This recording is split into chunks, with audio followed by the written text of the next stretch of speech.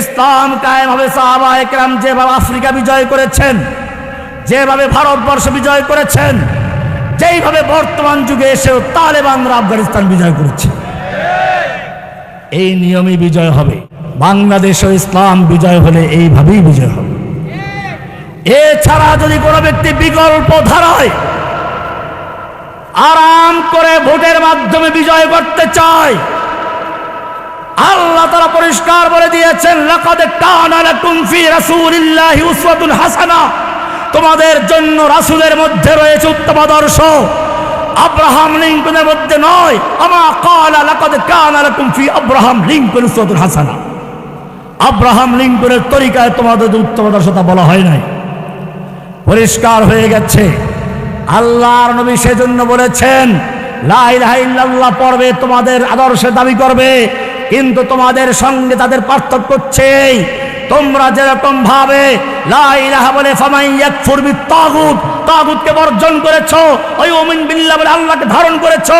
লা ইলাহা মানে কুফর বিত্তাগুত, ইল্লাল্লাহ মানে এক আল্লাহকে ধরা, লা ইলাহা মানে কোনো ছকে উৎখাত করে দেওয়া, ইল্লাল্লাহ মানে শুধু আল্লাহর বিধানকে মানা, লা ইলাহা মানে হলো কারো সিজদা করা যাবে না, ইল্লাল্লাহ মানে শুধু আল্লাহ ছাড়া, লা ইলাহা মানে কারো কাছে সন্তান চাওয়া যাবে না, ইল্লাল্লাহ মানে শুধু আল্লাহ ছাড়া, লা ইলাহা মানে হচ্ছে কারো নামে কোনো পশু জবাই করা যাবে না, মান্নত করা যাবে না, ইল্লাল্লাহ মানে শুধু আল্লাহ ছাড়া, লা ইলাহা মানে হচ্ছে কারো কাছে প্রার্থনা করা যাবে না, ইল্লাল্লাহ বলছে শুধু আল্লাহ ছাড়া।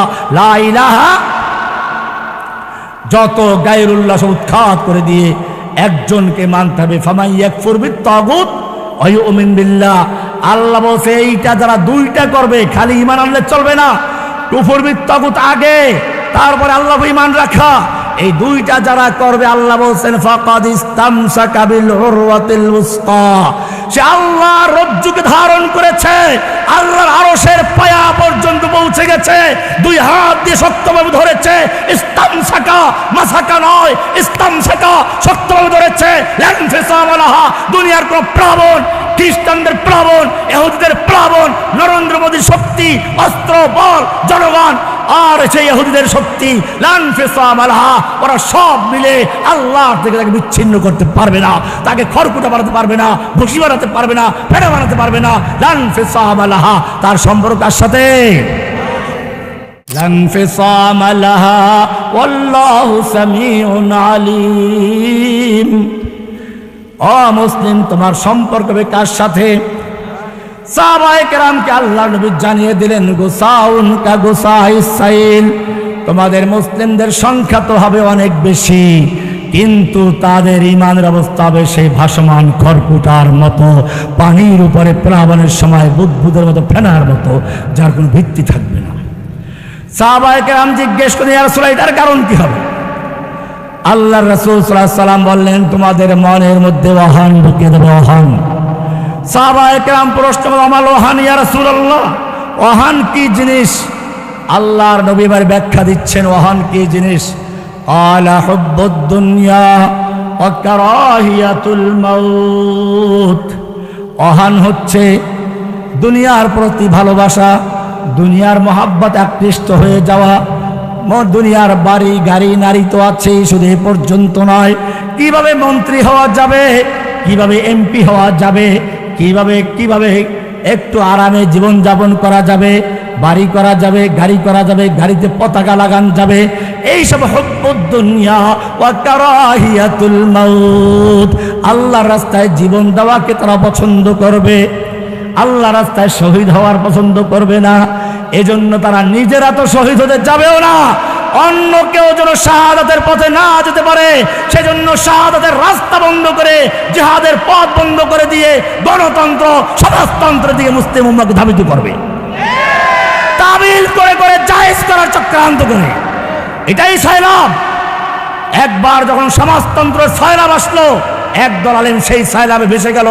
আবার যখন এখন গণতন্ত্রের সায়লাব আসলো, তুফান আসলো, আলেমরা এখন দলে দলে সেই গণতন্ত্রের দলে ঝুঁকে যাচ্ছে, ভোট আর জোটের মাধ্যমে ইসলাম কায়েম করে ফেলবে। এটা পরিষ্কার বলে দেয়, সংখ্যাগরিষ্ঠ লোকের ভোটের মাধ্যমে ইসলাম কায়েম হতে পারে না। কোরআনের সূরা আনআম 116 নম্বর আয়াত, পরিষ্কার বলছে ওয়াইন তুতে আকসারা মান ফিল আরদে, হে নবী আপনি যদি এই পৃথিবীর সংখ্যা গরিষ্ঠ লোকের মতের অনুসরণ করেন ইউদিল্লুকা আন সাবিলিল্লাহ, তারা আপনাকে আল্লাহর রাস্তা গুমরাহ করে ফেলবে, আল্লাহর রাস্তা থেকে সরিয়ে দেবে, আল্লাহর পথ থেকে বিচ্যুত করে ফেলবে। কারণ ইয়াত্তাবিউনা ইল্লা যান্না ওয়া ইনহুম ইল্লা ইয়াখরুসুন, পৃথিবীর বেশিরভাগ লোকেরা অজ্ঞ থাকে, আন্দাজে কথা বলে, আন্দাজে তারা পথ চলে, ওরা বিবেচনার ক্ষমতা রাখে না, নেতা নির্বাচনের যোগ্যতা রাখে না। মদখোর, সুদখোর, জুয়াচোর আর গাঁজাখোর, বাবাখোর, এদের কোনো ভোটের মূল্য নেই। আল্লাহ পরিষ্কার বলেছেন আকসারুহুম লা ইয়াকিলুন আকসারুহুম লা ইয়াশকুরুন আকসারুহুম লা ইয়াকুলুন, বেশিরভাগ লোক বোকা, বেশিরভাগ লোক মূর্খ, বেশিরভাগ লোক জাহেল। এরপরে বলছেন যারা ঈমানদার তাদের মধ্যে বেশিরভাগ লোক ঈমানদার মুশরিক। কোরআনের সূরা ইউসুফ এই সূরার 106 নম্বর আয়াত পরিষ্কার বলছেন ওয়ামা ইউমিনু আকসারুহুম বিল্লাহি ইল্লা ওয়া হুম মুশরিকুন, বেশিরভাগ লোক যারা ঈমানের দাবি করে তাদের মধ্যে অধিকাংশ লোক ঈমানের দাবিতে তারা শিরকে যুক্ত আছে। এই শিরক কোন শিরক? এই শিরক হচ্ছে গণতন্ত্রের শিরক। এই শিরক কোন শিরক? এই শিরক হচ্ছে জনগণ ক্ষমতায় সব ক্ষমতার মালিক। এই শিরক হচ্ছে আল্লাহর আইনকে বাতিল করে দিয়ে মানব রচিত আইনে নির্বাচন করা, ভোট দেওয়া, মানব রচিত আইনে দেশ পরিচালনা করার শিরক। এগুলো রাষ্ট্রীয় শিরক, এগুলো থেকে বাঁচতে হবে। মনে রাখতে হবে হুব্বুদ দুনিয়া ওয়া কারাহিয়াতুল মাউত। আল্লাহর নবী নিজে যুদ্ধ করেছেন, উহুদের ময়দানে যুদ্ধের পোশাক পরে নবী ময়দানে আছেন। এক কাফের এসে আল্লাহ নবীর মাথার হেলমেটের জোরে আঘাত করলো, তরবারির আঘাতে লোহার টুপি ভেঙে দাঁতে লেগে গেছে, মারির দুটা দাঁত পড়ে গেছে, আল্লাহর নবীর লোহাটা ভিতরে রয়ে গেছে। একজন সাহাবী যুদ্ধের পরে সেই লোহা বের করার জন্য টান দিল, আল্লাহর নবীর দুইটা দাঁত তো আগেই পড়ে গেছে, গাল ভেঙে রক্তের ফিনকি বেরিয়ে আসলো, ওই সাহাবীর দুটো দাঁত পড়ে গেল। আমি জিজ্ঞেস করতে চাই ও মুসলমান, আল্লাহর নবীর প্রতি আল্লাহর ভালোবাসা তোমার আমার চেয়ে বেশি ছিল না কম ছিল? আমার তোমার ইবাদতের চেয়ে, তাকওয়ার চেয়ে আল্লাহর নবী বেশি মুত্তাকি, বেশি পরহেজগার ছিলেন কিনা? তুমি আমি আল্লাহর কাছে যত প্রিয়, আমাদের নবী তার চেয়ে বেশি প্রিয় ছিলেন কিনা? তোমার আমার চেহারা যত সুন্দর, নবীর চেহারা তার চেয়ে বেশি সুন্দর ছিল কিনা? কেমন ছিল? আমি বলতে গেলে অনেক সময় লেগে যাবে, আরেকটা প্রোগ্রাম যেতে হবে, শুধু একটু বলি। আল্লাহর নবী রাস্তা দিয়ে চলতে গেলে মেঘ এসে ছায়া দেয়। আল্লাহর নবী পেশাব করতে গেছেন, আড়াল করার কিছু নেই, খেজুর গাছ এসে আড়াল করে দিয়েছে। আল্লাহর নবী মজলিসে বসে কথা বলছেন, পরামর্শ হচ্ছে, এর মধ্যে একজন সাহাবীর আওয়াজটা একটু বড় হয়ে গেছে, নবীর আওয়াজটা চাপা পড়ে গেছে। আল্লাহ তাআলা কি বলছেন শুনুন, ভালো করে শুনুন, কি মায়া নবীর জন্য। সূরা হুজুরাতের 2 নম্বর আয়াত নাযিল হয়ে গেছে, ইয়া আইয়ুহাল্লাযীনা আমানু লা তারফাউ আসওয়াতাকুম ফাওকা সাওতিন নবী। হে ঈমানদারগণ, খবরদার, নবীর আওয়াজের চেয়ে জোরে আওয়াজ করে কথা বলবি না। ওয়ালা তাজহারু লাহু বিল কওলি কাজহারি বা'দিকুম লিবা'দ। তোমরা নিজেরা যেরকম পরস্পরে কথা বলো, চিল্লাচিল্লি ডাকাডাকি করো, খবরদার নবীর সামনে বসে এরকম ডাকাডাকি করবে না। এমনটা যদি করো আন তাহবাতা আমালুকুম ওয়া আনতুম লা তাশউরুন, তোমাদের জীবনের সমস্ত আমল, নামাজ, রোজা, হজ, যাকাত, জিহাদ, কিতাব সব বরবাদ হয়ে যাবে, টেরও পাইবে না। কি মায়া নবীর জন্য, দেখছেন? আরেকটু শুনুন, আল্লাহর নবীর উপরে যখন ওহী নাযিল হতে শুরু করলো, জিবরাইল কোরআন শোনাচ্ছেন, দ্রুত মুখস্থ করার জন্য একটু আয়াত ছুটে না যায়, আল্লাহর নবী ঠোঁট নাড়াচাড়া করে পড়তে শুরু করলেন। সঙ্গে সঙ্গে আয়াত নাযিল হয়ে গেল, লা তুহাররিক বিহি লিসানাকা লিতাজালা বিহি ইন্না আলাইনা জামাহু ওয়া কুরআনা। হে নবী, কোরআনকে মুখস্থ করার জন্য ঠোঁট নাড়াচাড়া করার দরকার নেই, আপনার এত কষ্ট করার দরকার নেই। ইন্না আলাইনা জামাহু ওয়া কুরআনা, গোটা কোরআনকে নূর বানিয়ে আপনার সিনায় জমা করে দেওয়ার দায়িত্ব আমি আল্লাহ নিজে গ্রহণ করে নিয়েছি। আরো বলবো, আল্লাহর নবী তাহাজ্জুদ পড়তে উঠবেন, রাত জেগে জেগে তাহাজ্জুদ পড়তে পড়তে পা ফুলে যায়, আল্লাহ বলছেন ইয়া আইয়ুহাল মুজাম্মিল কুমিল লাইলা ইল্লা কালিলা, ও রাত্রি জাগরণকারী কামলিওয়ালা, চাদর মুড়ি দিয়ে শুয়ে আছো, ওঠো। কুমিল লাইলা ইল্লা কালিলা, তুমি রাতের বেলায় জাগরণ করো, তবে কিছুক্ষণ ঘুমিয়ে নাও।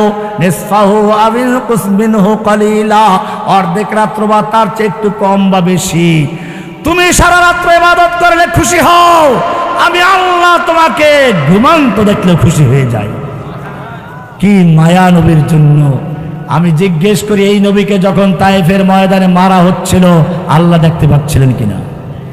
এই নবীকে যখন উহুদের ময়দানে মাথায় আঘাত করা হলো, লোহাটা ঢুকে গেল গালের ভিতরে, দুইটা দাঁত পড়ে গেল, আল্লাহ দেখতে পাচ্ছিলেন কিনা? ফিরাবার ক্ষমতা ছিল কিনা? ফিরাইছিল কিনা? কেন ফিরান না, এটাই চিন্তা করার বিষয়। আল্লাহ তাআলা দেখিয়ে দিলেন কিয়ামত পর্যন্ত যেন কোনো ব্যক্তি বলতে না পারে আমরা শান্তিপূর্ণ উপায়ে গণতন্ত্র, সমাজতন্ত্র, রাজতন্ত্রের মাধ্যমে ইসলাম কায়েম করে ফেলবো, আমাদের মারামারি যুদ্ধ করার কোনো প্রয়োজন নেই। আল্লাহ তাআলা বললেন আম হাসিবতুম আন তাদখুলুল জান্নাতা ওয়ালাম্মা ইয়াতিকুম মাসালুল লাযিনা খালাউ মিন ক্বাবলিকুম মাসাতুমুল বাসাউ ওয়াদ-দাররাউ ওয়া যুলজিলু হাত্তা ইয়াকুলার রাসূলু ওয়াল লাযিনা আমানু মাআহু মাতা নাসরুল্লাহ। তোমরা কি মনে করেছো এমনিতেই চট করে জান্নাতে ঢুকে যাইবা? চট করে বলেন না, কি বলছে? ওয়ালাম্মা ইয়াতিকুম মাসালুল লাযিনা খালাউ মিন ক্বাবলিকুম, আর তোমাদের কাছে আসবে না ওই সকল বিপদ আপদ মুসিবত যা এসেছিল তোমাদের আগের লোকদের প্রতি। মাসাতুমুল বাসা ওয়াদ-দাররা ওয়া যুলজিলু হাত্তা ইয়াকুলার রাসূল ওয়াল লাযিনা আমানু মাআহু মাতা নাসরুল্লাহ। এত বিপদ আপদ, এত আক্রমণ আসলো, স্বয়ং রাসূল এবং তার সঙ্গীগণ বলতে বাধ্য হলেন আল্লাহর সাহায্য কবে আসবে? সুতরাং পরিষ্কার হয়ে গেল, আল্লাহর দ্বীন জীবিত করতে গেলে, আল্লাহর দ্বীনকে বিজয়ী করতে গেলে যেই তরিকায় আল্লাহর নবী নিজে বিজয়ী করেছেন সেই তরিকায় আমাদেরকে বিজয়ী করতে হবে। এই যুবকেরা, আজকে তোমাদের জন্য চতুর্দিক থেকে আহ্বান শুরু হয়ে গেছে। সূরা নিসার ৭৫ নম্বর আয়াত আল্লাহ তোমাদেরকে আহ্বান জানাচ্ছেন, আম ওমা লাকুম লা তুকাতিলুনা ফি সাবিলিল্লাহ। ও যুবকেরা, তোমাদের কি হলো? তোমরা আল্লাহর রাস্তায় লড়াই করছো না, যুদ্ধ করছো না। ওয়াল মুস্তাদাফিনা মিনার রিজালি ওয়ান নিসা, অথচ অসহায় শিশু, নারী, পুরুষ ফরিয়াদ করে বলছে রব্বানা আখরিজনা মিন হাযিহিল ক্বরিয়াতি যালিমি আহলুহা ওয়াজআল লানা মিন লাদুনকা ওয়ালিয়া ওয়াজআল লানা মিন লাদুনকা নাসীরা।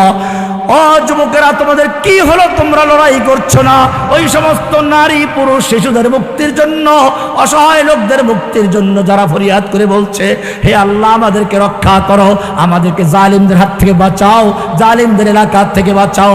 ওয়াজআল লানা মিন লাদুনকা ওয়ালিয়া, তুমি আমাদের জন্য তোমার পক্ষ থেকে নেতা পাঠাও, নেতা। ওয়াজআল লানা মিন লাদুনকা নাসীরা, তুমি আমাদের জন্য তোমার পক্ষ থেকে সাহায্যকারী পাঠাও। এই ফরিয়াদ আসছে ফিলিস্তিন থেকে, কাশ্মীর থেকে, আরাকান থেকে, উইঘুর থেকে, বাংলাদেশের প্রতিটি কারাগার থেকে। ও যুবকরা, আমি জিজ্ঞেস করতে চাই, আল্লাহর আহ্বানের সাড়া দিয়ে, প্রয়োজনে বুকের তাজা রক্ত ঢেলে দিয়ে সালাউদ্দিন আইয়ুবী, মুহাম্মদ বিন কাসেম, তারেক বিন জিয়াদ হয়ে মাঠে নামার জন্য কে কে প্রস্তুত আছো?